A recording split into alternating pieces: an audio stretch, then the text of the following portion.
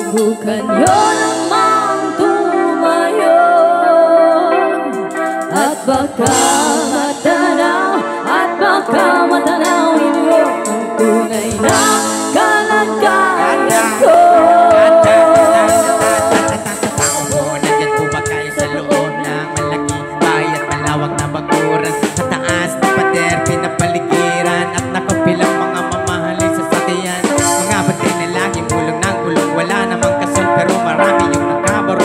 Lumakas man ang ulan ay walang butas ang bubong, mga plato kutsara na hindi kilala ang totoong katangkan. Hindi puti at gadang manatakaw kahit na hindi pasko sa lamesa ay mayam. Masarap siguro manirahan sa bahay na ganyan. Sabi pa nila ay dito mo rin matatagpuan na tao na nagmamayari na sa upuan na pag may pagkakatao'y pinag-aagawa. Kaya naman hindi niya pinagkakawalan, kung makikita ko lamang siya ay aking ahalikan.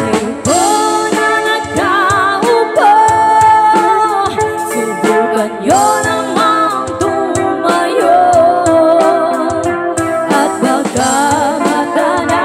at baka matanaw ninyo ang tunay na kalagayan ko. Mawalan ka na po sa taong nakaupo ng iyong pamandagang nagbigas namin ay di po na hindi ng bahay namin ang pinagtapit sa pinyero. Sa gabi ay sobrang init na tumutugnaw ng yelo na di kayang bilhin pag ilagay sa inom. Pinakulong tubig sa lumang dako ring uling-uling gamit ang panggatong na inaludamag sa estero. Nagsisilbing kusina, sumatiyaming banyo ang aking inay na ikayaman na rin sa kaldero. Nagagamit lang pag-angani ang mga somelo pero kulang na pa rin. Kulang na tuyot na sinang 50 pesos sa magapoy pagkakasyahin. Buwalang po talagang maraming harang o matalas lang ang bagot. Bubulag-bulagan lamang po kayo kahit sa dami ng pera nyo. Walang doktora makapagpapalinaw ng mata nyo kaya Huwag kang masyadong halata, bato-bato sa langit.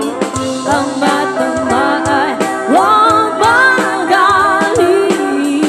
Bato-bato sa langit.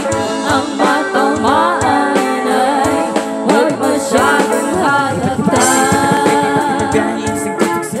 Huwag kang masyadong halata. bahala na bumahiga sa kritis. Nagsagli kasi ilapit na lang malapit na tayo Huwag kang